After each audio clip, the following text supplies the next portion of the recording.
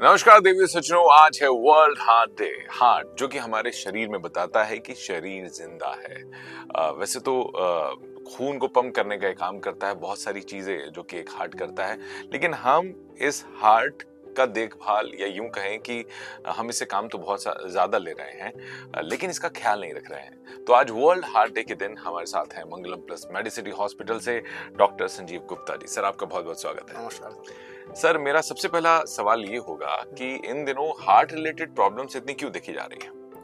तो हार्ट की प्रॉब्लम अभी ज़्यादा इसलिए दिख रही है क्योंकि मल्टीपल फैक्टर्स हैं, not one factors.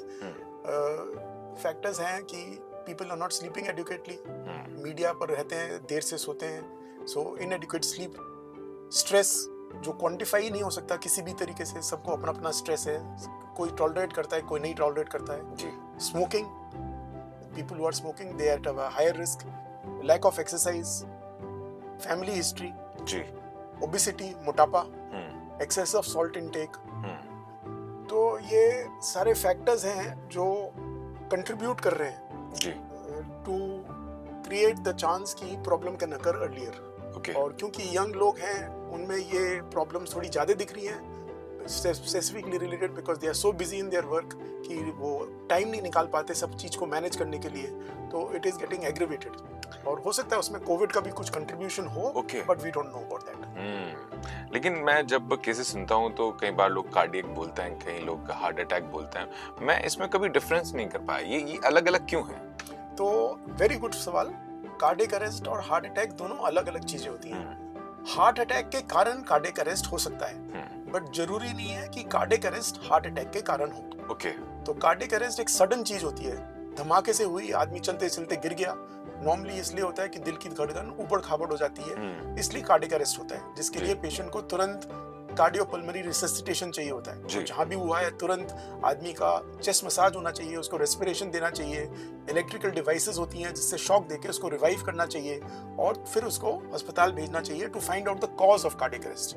Heart attack on the other hand, उसमें आदमी को चेस्ट पेन होता है, he gets time to go to the hospital, वहाँ हार्ट अटैक आइडेंटिफाई होता है। और किसी किसी पेशेंट्स में हार्ट अटैक में मसल इंजरी होने के कारण, रिदम इरेगुलर होने के कारण कार्डियक अरेस्ट हो जाता है। तो दोनों चीजें अलग हैं, एक में टाइम नहीं मिलता है, एक में टाइम मिलता है। एक इमरजेंसी है, कैटास्ट्रोफिक प्रेजेंटेशन है, जैसे कोई भूचाल आ गया हो, और एक है जिसमें आपको टाइम मिलता है, आप अगर आइडेंटिफाई कर ले प्रॉब्लम को और टाइम से पहुंच जाए तो उसका इलाज हो सकता है। सर, मैंने कई बार सुना है जब किसी को हार्ट अटैक होता है, हाँ जी, और अगर किसी व्यक्ति को ये महसूस हो गया है कि इसको हार्ट अटैक हुआ है, घर का भी इंसान हो सकता है, शायद बाहर में किसी को हुआ हो, तो कितने वक्त में इस चीज को कंट्रोल किया जा सकता है? तो एक बार हमें सस्पेशन हो गया है किसी भी कारण से, छाती में दर्द है या अपने को तकलीफ लग रही है कि ये हार्ट संबंधित प्रॉब्लम होती है, तो सबसे इम्पोर्टेंट काम है कि आप तुरंत अस्पताल जाएं और अपना ईसीजी कराएं, क्योंकि हार्ट अटैक सिर्फ ईसीजी से आइडेंटिफाई हो सकता है। तो ईसीजी में जो चेंजेस होते हैं वो हमें दिखाते हैं कि कुछ ना कुछ प्रॉब्लम है, और साथ में एक ब्लड टेस्ट होता है, ट्रोपोनिन टेस्ट, जो इसको कंफर्म करता है। तो हार्ट अटैक के सिम्टम्स होने से अगर 6 घंटे के अंदर हार्ट अटैक आइडेंटिफाई हो जाए और इलाज हो जाए तो सबसे बेस्ट रिजल्ट होता है, क्योंकि अक्यूट में आप एंजियोग्राफी करके जो नस बंद है उसका इलाज करके एंजियोप्लास्टी कर दें तो हार्ट पर डैमेज कम होता है और हार्ट बचता है। अब अगर पेशेंट प्रॉब्लम आइडेंटिफाई नहीं कर पाता है तो वो देर से पहुंचता है, हो सकता है उसको सांस भर रहा हो, उसको हार्ट फेलियर हो। ये भी पेशेंट जब लेट से पहुंचेंगे ईसीजी से ही डायग्नोस होगा और ट्रीटमेंट वही रहेगा, मगर फायदा उसको उतना नहीं मिलेगा जैसे जो मरीज टाइम से आया। इसलिए कई बार मरीज बोलते हैं, साहब वो मरीज तो बिल्कुल ठीक है, अच्छा फिर रहा, चल रहा है, उसकी भी एंजियोप्लास्टी हुई है, और साहब मेरा तो खर्चा भी ज्यादा आया मगर मैं उतना फायदा नहीं हो, क्योंकि जो हार्ट का डैमेज हुआ है और जो हार्ट बचा है वो डिसाइड करता है क्वालिटी ऑफ लाइफ। तो आप जल्दी पहुंचेंगे, हार्ट बचेगा, quality of life will be better. आप देर से जाएंगे, हार्ट नुकसान पर होएगा, और कितना बचेगा वो डिपेंड करेगा कि आपका प्रोसीजर एंजियोग्राफी एंजियोप्लास्टी किस लेवल पर कितने घंटे देर के बाद हुई है। जी, अभी हम back of the mic, back of the camera बात भी कर रहे थे कि हम हमारे शरीर से काम तो लेते रहते हैं बहुत ज्यादा, लेकिन कभी जैसे कि आपने बताया था कि इंजन का वो हिस्सा है जिसमें कचरा भी फंसता होगा, खून भी गाढ़ा होता होगा, उसकी क्लीनिंग, उसकी सफाई या उसका देखभाल करने के लिए हम पूरे साल में उसे वक्त नहीं देते। तो प्लीज मैं आपसे जानना चाहता हूँ कि हार्ट अटैक की सिचुएशन ना आए तो कौन कौन सी चीजें हैं जो लाइफस्टाइल में या फिर कौन से टेस्ट हैं जो करा लेने चाहिए? वेरी गुड, बहुत अच्छा सवाल है। मैं ये कह सकता हूँ कि 35 साल की उम्र के बाद हमें अलर्ट रहना चाहिए और हमें मेडिकल चेकअप्स कराने चाहिए जी। ये खासकर उन इंडिविजुअल्स में जो मेल सेक्स हैं, जिनके एक फैमिली में हार्ट की प्रॉब्लम है, जिनकी फैमिली में हाइपरटेंशन, डायबिटीज है, जो स्मोक करते हैं, जो मोटे हैं, इन पीपल को तो बिल्कुल ही कराना चाहिए। They should go for a regular clinical examination. उसमें कुछ हार्ट स्पेसिफिक टेस्ट होने चाहिए जिसको हम बोलते हैं ECG, echocardiography for the heart function, treadmill test to find out कि आपका हार्ट का एफर्ट टॉलरेंस कैसा है, और ब्लड टेस्ट होने चाहिए पता करने के लिए कि आपको डायबिटीज तो नहीं है, कोलेस्ट्रॉल तो नहीं है, आपका बीएमआई निकालना चाहिए जैसे आप ओवरवेट है नहीं है। तो अगर ये पूरा पैकेज आप करें तो आपके रिस्क फैक्टर्स आइडेंटिफाई हो सकते हैं और एक प्रेडिक्शन दी जा सकती है कि व्हाट इज द प्रोबेबिलिटी कि आपको हार्ट डिजीज हो सकती है अगर अभी नहीं है, और अगर कोई रिस्क फैक्टर आइडेंटिफाई हो जाता है जैसे डायबिटीज, हाइपरटेंशन, कोलेस्ट्रॉल, ओवरवेट, तो action can be taken to control the problem in time. Problem यह है कि diabetes, cholesterol and blood pressure तीनों are silent killers. They don't get identified till you check. अब आप चेक ही नहीं कराओगे तो आइडेंटिफाई कैसे होगा कि आपको बीपी है, कोलेस्ट्रॉल है या डायबिटीज है। और दूसरी प्रॉब्लम है, जब यंग एज में ये प्रॉब्लम आइडेंटिफाई हो जाती है तो there is lot of reluctance on the part of the patient and the family to accept कि हमें ये कैसे हो गया। So then they go for multiple opinions, they try to adopt therapies which are not proven therapies for treatment, and as a result problem बढ़ती है and then it presents as a catastrophe।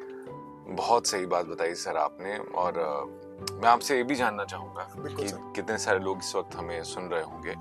आप अपनी तरफ से कुछ tips बताइए जो किसी भी व्यक्ति को हेल्दी रखने में बहुत कारगर हो।